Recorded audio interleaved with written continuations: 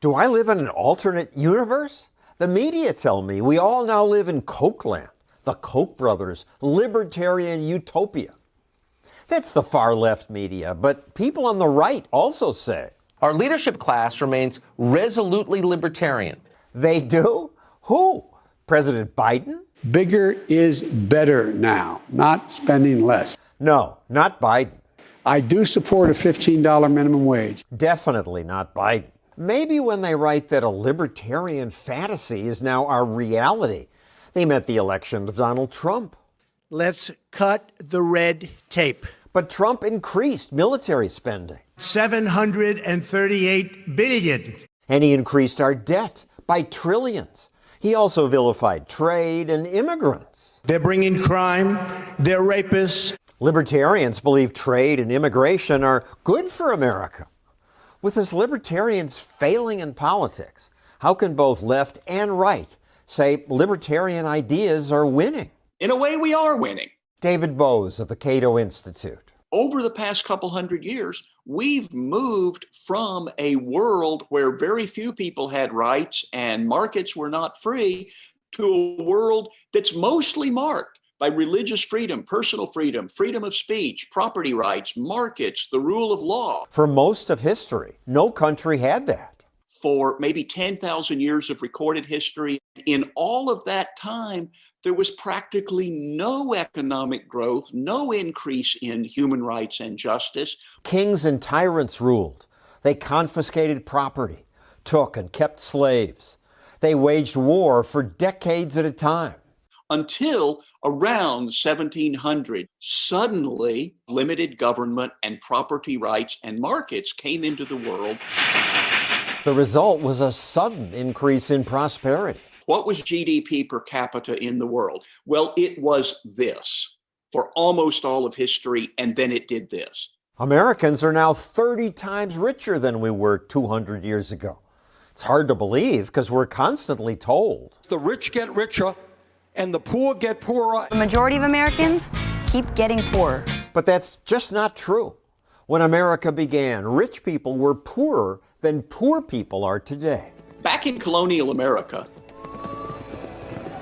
you were traveling and you wanted a place to sleep. You'd go to an inn where everyone shared a bed with others.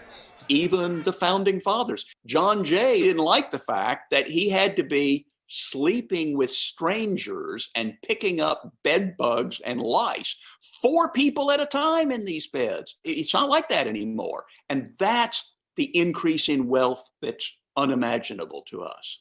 It's hard to get your brain around how much richer we are. Benjamin Franklin and John Adams stopped for the night at an inn, and there was only one bed available. So Benjamin Franklin and John Adams had to share this bed.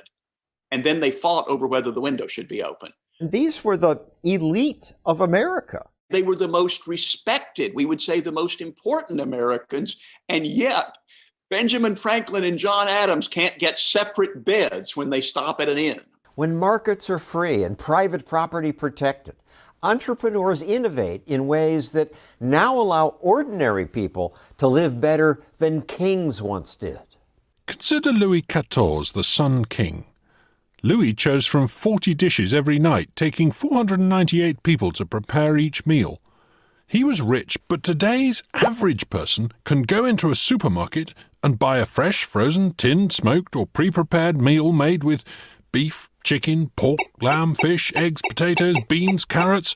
Add all this up and you realize that you have far more than 498 servants at your beck and call. In a sense, we're all kings now. Because of the steady progress made possible by free markets. You can watch television or listen to the radio and never hear about the steady day-to-day, year-to-year progress. So they tell us about cancer clusters. Cancer clusters in southern Florida. We can forget the big picture, and it's important to remember the big picture so that we don't lose it. The big picture includes living longer. President Calvin Coolidge's teenage son was playing tennis on the White House tennis court, and he got a blister on his foot. And the blister got infected, and the health care available to the son of the President of the United States was not sufficient to keep him from dying.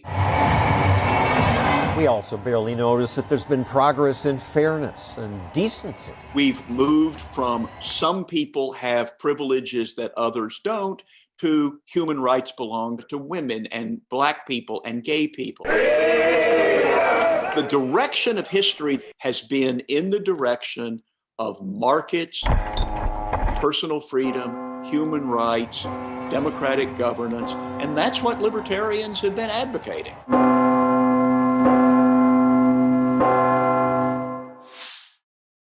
I hope you'll share and like this video. When you do that, it helps us. And if you'd like to help us produce more of these, please click that button.